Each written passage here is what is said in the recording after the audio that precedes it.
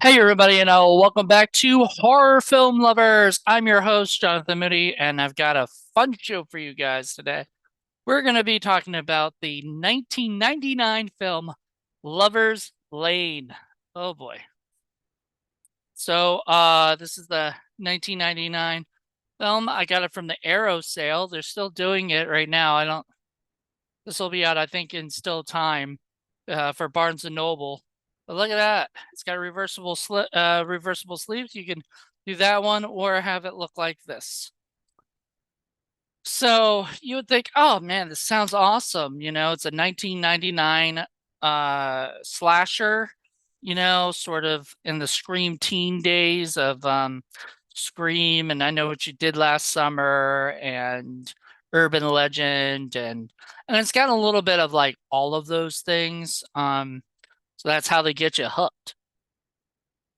Okay, I'm not gonna do any more really shitty puns like that. Just that was the first and only. So the movie, yes, is about the Hook Man, the one that you hear about in both I Know What You Did Last Summer and Urban Legend, but you actually see sort of a version of in I Know What You Did Last Summer a little bit. It didn't really go like the full Hook man idea. But you got these. Okay, so the idea in this movie, by the way, there will be spoilers. Spoilers. Get ready. Spoilers are going to happen. There's no way around this. I can't. I couldn't even think of a way not to do spoilers for this. So just get ready. There's going to be a spoilers because there are some things that really irked me in this movie. And yes, I use the word irked. Okay. So basically, the movie is about this town where there's a lover's lane, which I've lived and seen many places. I've never actually seen a lover's lane, but I guess they exist. Um, you would think anywhere that has a lover's lane would be scared to have like the hook man there because that's like the typical thing. But anyway, so the hook man, is a well, originally this guy, I guess, that when it's very confusing at the end. I'm not sure who the actual killer was or if the main guy got framed for the murders, um the crazy guy, or whatnot, or if he was the killer because like somebody died in the so I'm things got very confusing. So what I think happened in my mind is that this guy found out his. I'm just gonna flat out talk about it. Just flat out talk about this whole thing because not really give like a full review of the actual movie, but I'm gonna talk about this. This bothered me. So the beginning of the movie, you see these two people having sex. Now I guess it's supposed to be like 16 year no 16, 12 years. What was it? Because the girl was 4 years old. I'm really bad at math. Like 12 years ago. Um, and this girl was 4 years old, and her dad was not the sheriff at the time. I think he was next to being the sheriff. And her father uh was, father finds out that the mother, is murdered, and weirdly enough, the daughter hears all of this from inside the car. It's like, okay, sure, you can hear all that. And a lot of times I kind of chalk that up to like, that's just whatever. They have to, she has to be the person who explains all these things, not, and how else would she know unless she heard or something? So, but she like kind of left the car at one point anyway to go say goodbye to mommy, which was weird because they were far away from her when they mentioned that the wife was dead and stuff. So how did she know that was her mom? I don't know.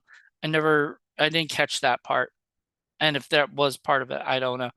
But anyway, so she comes up and she says, sorry, mommy. She puts some flowers on or whatever. She puts something on her mom's dead body, and that's all zipped up and everything. And I guess so. The idea was this guy murdered the two of them, or his wife and another man who's in town, whose wife becomes the principal of the school. So, and so it gets really weird. Like there's just some weird shit that happens throughout it. So anyway, um, they find that this man has been staring, and I guess he got caught, but like, did he do it? Did he not do it? And then he's sent to like, a sane asylum where the psychiatrist is actually the husband. What was he the husband of? His husband is someone, right? Like, no, I guess he was just he was in he's just the he was just crazy, I guess. But he was a crazy. The psychiatrist is crazy. I'm trying to remember. I just watched this. I'm so glad I didn't do this like the next day or whatever, because I'd probably completely slipped my memory. I literally just watched this, and it's just very confusing. So the psychiatrist uh has been working. Yeah, that's it. He was working with the killer guy, or whatever, the supposedly killer, and everything. And the guy had an obsession with Harriet, which was the soon to be sheriff's uh wife. And they were trying to control it or something. And so I guess he blamed it on him, but like you find out later that he was like, I guess he was the one who killed everybody originally, because he caught um uh because he was in love, I guess, with Harriet. And later on Mandy, which was weird because he's like a 50-year-old man, 60-year-old man that's in love with a fucking 60-year-old girl.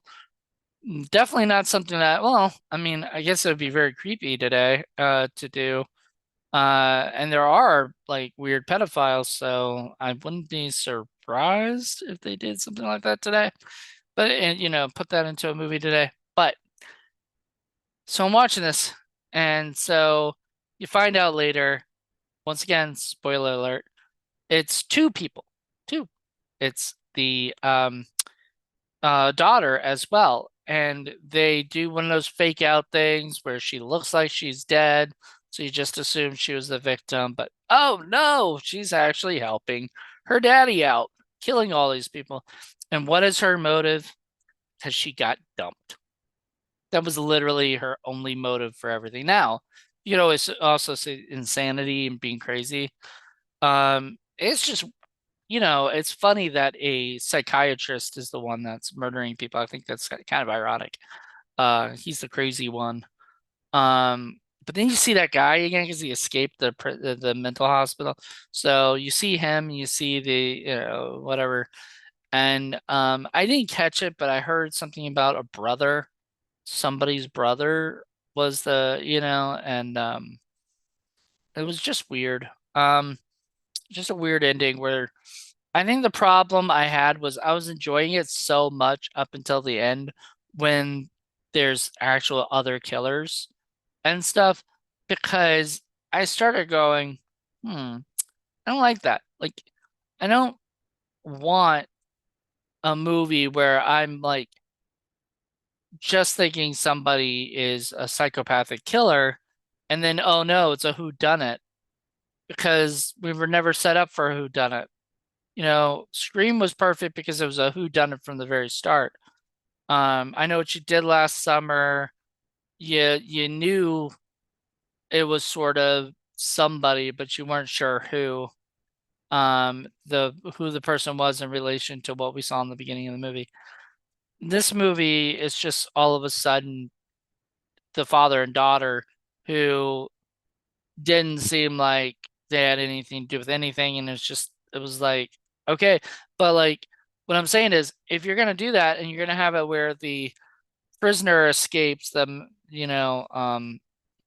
then it's not as much fun, I don't think. Um, but like I would have rather have it been just the psycho killer with the hook for a hand, or whatever. Um, Another thing I really did not like is that they kept the hook in a glass case, inside the mental hospital. I'm like where that guy could literally, if he got loose, could find it. I mean, it just seemed very obvious. Aside from that, I mean, the movie was enjoyable, up until the ending. I was really enjoying it. I loved Anna Faris. Anna Faris, she was just wonderful. She's a sweetheart in the movie. She cracked me up. There were so many great scenes with her in it, and you could tell like she had the beginnings of stardom. Aaron J. O'Brien was wonderful. Um, the main bitch bad girl person just had it. Was her name Sarah Lancaster. She was great, but up until the end when she was just like the psycho killer, I was just like, okay, so you're going around killing everybody because you were dumped and you just are psycho. Like that is literally why the motivation is just she's psychotic and you know, but there's no real reason like, daddy didn't love me or um, mommy wasn't there or whatever. There's just literally this chicks just get psycho. Um, so all in all though, I thought it could have been better, but it wasn't the worst horror film I've seen. In fact, I think a one that's lesser than this one that I didn't like as much. And I remember loving, and then I saw it again, and I was like, eek, was Shredder, which was produced by these guys who produced this movie. Produced Shredder, which was okay. Like, once again, I'm glad I own it. I'll probably, if it ever comes on Blu-ray, I'll buy the Blu-ray. But if it is already on Blu-ray, I just haven't bought it yet. Um, it's just not something I'm like, you know, that movie had like the worst killer in my mind. Um, but it kind of goes back to this movie. So there's a lot of similarities. So there you go. This movie is just okay. It was just okay. Like it could have been better, but it could have been worse. I liked all the dialogue, all the cheesy dialogue, I liked all the high school stuff. Reminded me like Cherry Falls and Scream and whatnot, where it's all set in high school and everything, and not Urban Legend was college, stuff like that. Faculty, where it's set in high school. I liked it. I had fun. Makes me wish I could write like at some point a 90s style whodunit slasher set in high school. It would just have to be original, completely different from what we've already seen, and we've seen a lot. So you'd have to really, really think of something original. Um, but yeah. So all in all, it was entertaining. Um, the acting was pretty good. I mean, it wasn't anything to, no Oscar winning performances. Even Anna Faris did a great job, but she just wasn't. I mean, it felt like the writing was sort of okay, you know. I mean, not bad, but not great either. So, all in all, just an okay movie. Like, I would suggest if you haven't seen it and you listen to me go on and on about this, oh, sorry. But if you have seen it, then you know exactly probably what I'm talking about. So, thank you guys for checking this out. Hope you guys enjoy this, and I will talk to you soon. Bye.